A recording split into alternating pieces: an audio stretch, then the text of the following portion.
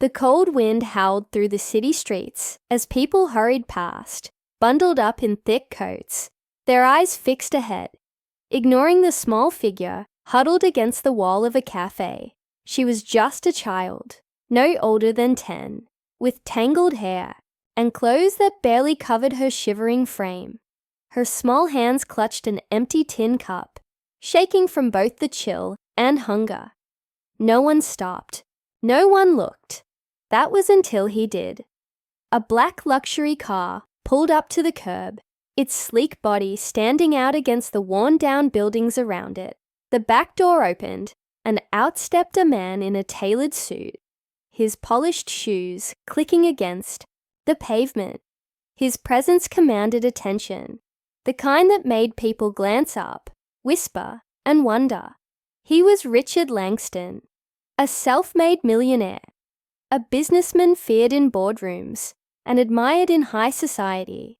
Everything about him spoke of power and precision, from the expensive watch on his wrist to the way he carried himself. He had built his empire from nothing, a man who believed in hard work and ruthless decision-making.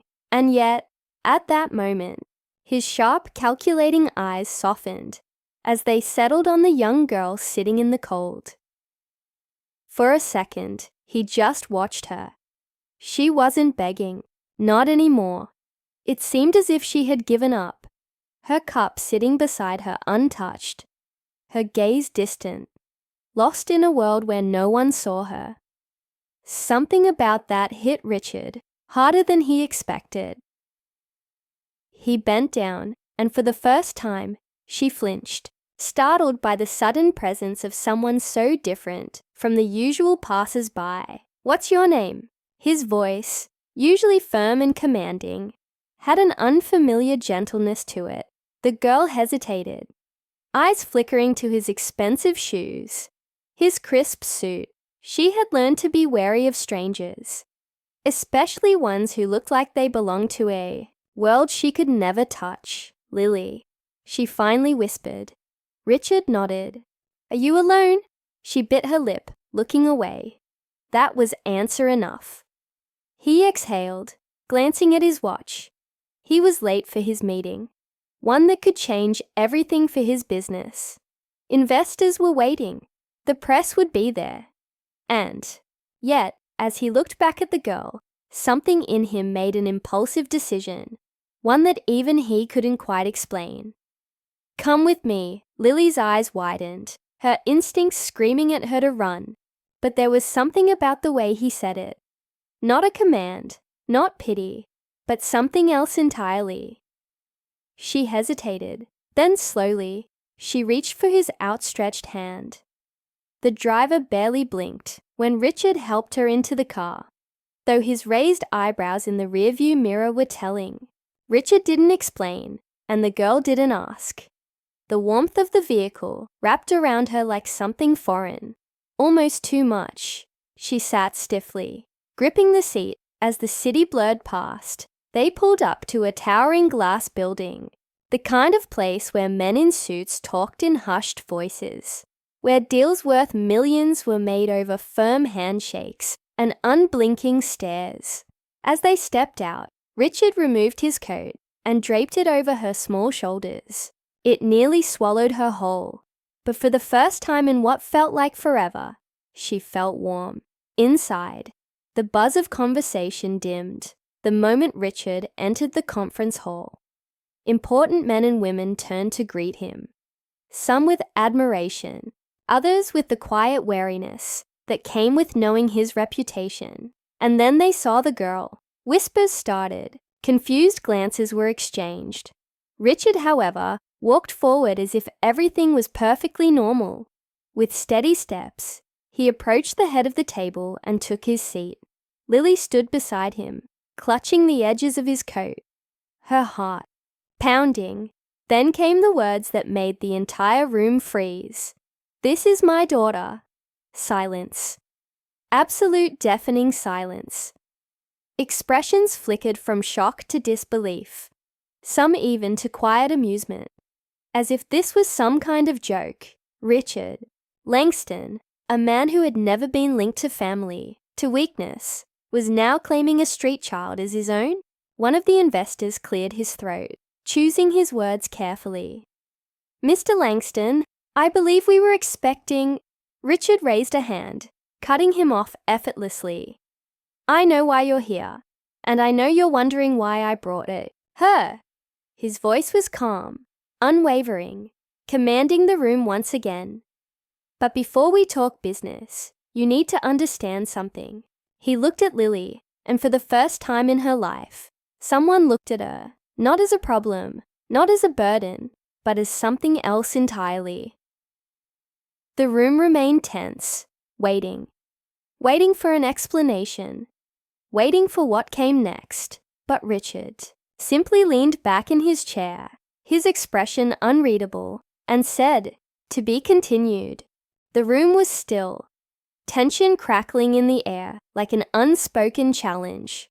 All eyes were on Richard Langston, waiting for an explanation, a justification for what he had just said, but he didn't offer one. He simply sat there, calm and unshaken, while Lily stood beside him, gripping the edges of his coat like a lifeline. The silence stretched on, uncomfortable and heavy. Then finally, one of the men, an older investor with sharp eyes and an expensive watch, leaned forward, clearing his throat. "Mr. Langston," he began carefully, his voice measured. "I don't mean any disrespect, but what exactly is happening here?" His gaze flickered to Lily, then back to Richard. "You brought an unknown child into this meeting and introduced her as your daughter. Are we missing something?" The question was laced with doubt, skepticism. Some of the others in the room exchanged looks, whispering quietly amongst themselves.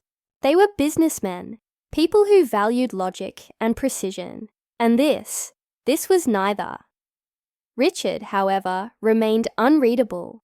His fingers tapped against the polished wood of the table, his expression giving nothing away.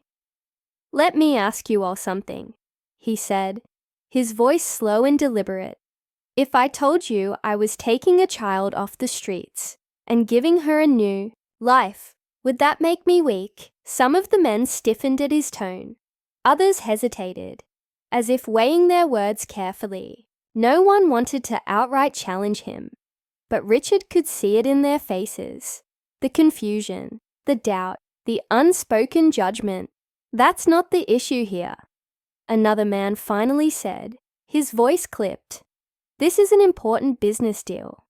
We came here to discuss numbers, investments, projections, and yet we're suddenly being introduced to a—" He stopped himself just short of saying something rude, instead choosing his words more carefully. "A child who has no relevance to this discussion." Richard's jaw tightened slightly, but he kept his composure.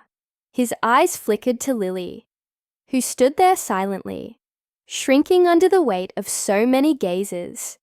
She didn't belong in this world, at least, not yet, and that was exactly why he had brought her here. "She has everything to do with this discussion," Richard said finally, leaning forward. "Because what we're talking about here isn't just money, it's power, influence, the kind of success that changes lives." He paused, letting his words sink in. "And if I can change her life, then what does that say about me?" The room fell silent again. But this time, it wasn't just from confusion. Some of the investors were now watching him with something new in their eyes. Curiosity, intrigue. But not everyone was convinced. One of the men, a younger executive with an ambitious glint in his eyes, crossed his arms and smirked slightly. "This is quite a story, Mr. Langston. But let's be real here. You're a businessman. You don't do things unless there's something in it for you." A few murmurs of agreement spread through the room. The question was unspoken, but clear. What was Richard Langston really after? Richard exhaled slowly, then stood up.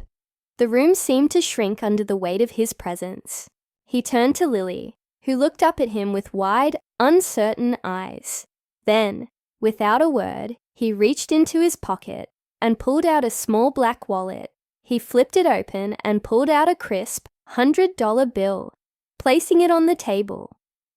The eyes in the room followed his every movement, puzzled. "If I give this to her right now, she'll have money to eat today," Richard said evenly. "Maybe even tomorrow. But what about after that? What happens when the money is gone?"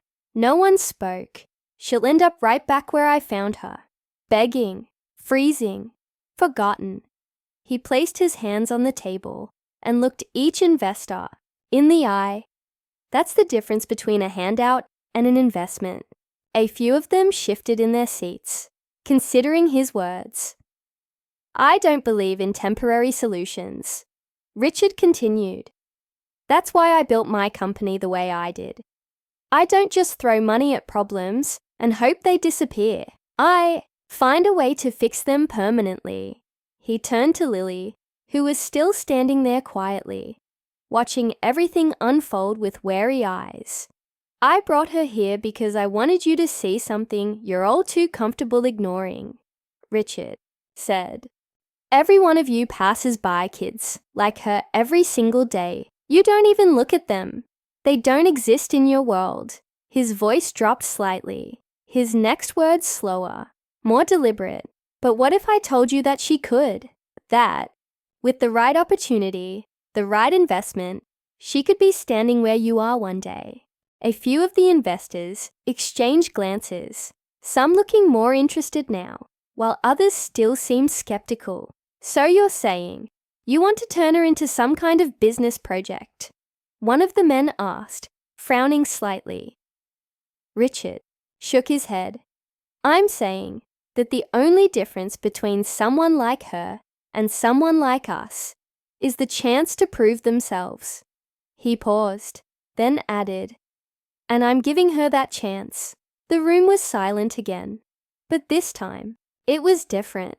The doubt was still there, but now it was mixed with something else. Thoughtfulness, curiosity, maybe even a hint of respect. Lily, who had remained quiet through the entire exchange, finally spoke, her voice barely above a whisper. "Why me?" Richard looked down at her, his expression softening just slightly. "Because no one else did," he said simply. For the first time, something flickered in her eyes. Something that wasn't fear or uncertainty. Something that almost looked like hope. The meeting continued, the conversation shifting back to business. But the air in the room was different now. The investors were still wary, but they listened. They asked questions. They debated. And through it all, Lily remained standing beside Richard. No longer just a forgotten girl on the street. By the time the meeting ended, Richard had secured the deal he came for, but something told him that wasn't the most important thing he had gained today. As they stepped out of the building, the city lights casting a soft glow around them, Richard glanced down at Lily. "You hungry?" he asked. She hesitated, then nodded. He smiled slightly. "Come on then, let's get something to eat." And for the first time in a long time, Lily felt like she wasn't invisible anymore. The city streets were still alive with movement as Richard and Lily walked side by side. The sharp bite of the evening air, softened by the warm glow of streetlights. The towering buildings cast long shadows. But for the first time in a long time, Lily didn't feel lost in them. She wasn't invisible anymore. They stepped into a quiet, upscale restaurant, the kind of place where polished floors gleamed and waiters moved swiftly, dressed in crisp uniforms. It was a world far removed from the one Lily had known. A world where food wasn't a luxury, where warmth wasn't borrowed from steam vents or flickering street lamps. As they sat at a corner table, Richard glanced across at her. "Order whatever you want," he said. Lily hesitated. She had spent so much of her life barely surviving that the idea of choosing, of actually having a choice, felt unfamiliar. She looked at the menu, the words blurring together in a mix of confusion and awe. Richard noticed. Without saying anything, he ordered for her a warm bowl of soup, fresh bread, and a plate of pasta that smelled better than anything she had ever known. When the food arrived, she didn't touch it right away. She just stared, as if waiting for it to disappear. "You don't have to save it," Richard said gently. "It's yours." Something in his voice made her believe him. Slowly, carefully, she picked up a spoon and took her first bite. The warmth spread through her, unfamiliar yet comforting. It wasn't just food. It was proof that for once, she wasn't just surviving. For a while, they ate in silence. But then Lily spoke, her voice quiet. "Are you really going to keep me?" Richard set his fork down, studying her for a moment. "What do you think?" She looked away, gripping the edge of the table. "I don't know. People don't usually keep me." There it was, the weight of her past, the years of being left behind, forgotten. Richard had suspected as much, but hearing it made something tighten in his chest. "I don't make promises I don't intend to keep," he said. "And I don't take responsibility for something unless I mean it." She looked at him then, searching his face for any sign of dishonesty. She didn't find it. That night, Richard took her back to his home, a place that felt more like a museum than a house, with high ceilings and furniture that looked untouched. Lily hesitated at the entrance, as if afraid to step inside, as if afraid she'd somehow ruin something just by being there. "This is your home now," Richard told her. "Come on." She followed him in, cautiously, her eyes darting around the enormous space. The warmth, the quiet. It was all so unfamiliar. That night, for the first time in a long time, she slept in a real bed. Not a park bench, not a cold sidewalk. A bed with soft blankets and a pillow that didn't feel like stone. But not everyone was happy with the changes Richard was making. News of the mysterious young girl he had introduced as his daughter spread quickly, fueling rumors in both business and social circles. Some called it an act of kindness. Others saw it as a reckless decision. One evening, as Richard sat in his study, an old business associate paid him a visit. "You've built everything from the ground up," the man said, pacing the room. "You've spent years creating an image of strength, power, and now suddenly you're taking in a child from the streets." He scoffed. "Do you know what people are saying?" Richard leaned back in his chair, unfazed. "I don't care what they're saying." "You should," the man pressed. "You have investors to think about, a reputation to uphold. This girl, whatever her story is, she could be a liability." Richard's jaw tightened. "She's not a liability," the man sighed, shaking his head. "You're risking everything. For her." Richard stood, his voice calm but firm. "Then maybe everything wasn't worth as much as I thought." The man stared at him for a long moment, then finally shook his head. "You've changed, Langston." Richard didn't argue. Maybe he had, but he didn't regret it. Weeks passed. Lily adjusted, though it wasn't always easy. She struggled with trust, with the fear that one day everything would be taken from her again. But Richard was patient. He made sure she had everything she needed, not just food and clothes, but stability, security, a chance at something better. One evening, she sat across from him at the dinner table, twirling a fork in her hands. "You didn't have to do all this," she said. "I know," Richard replied. She hesitated, then softer. "So why did you?" He thought about it for a moment. "Because someone once gave me a chance, when no one else would," he admitted. "And I never forgot that." She looked at him surprised. "I wasn't always who I am now," Richard continued. "I know what it's like to feel invisible, to feel like you don't belong anywhere." His gaze met hers. "But I also know that doesn't have to be the end of your story." Lily was quiet, processing his words. Then for the first time she smiled. It was small, tentative, but it was real, and in that moment, Richard knew he had made the right choice, not just for her, but for himself. Because sometimes the greatest success isn't in wealth or power. Sometimes it's in changing a life, and in return, letting that life change you.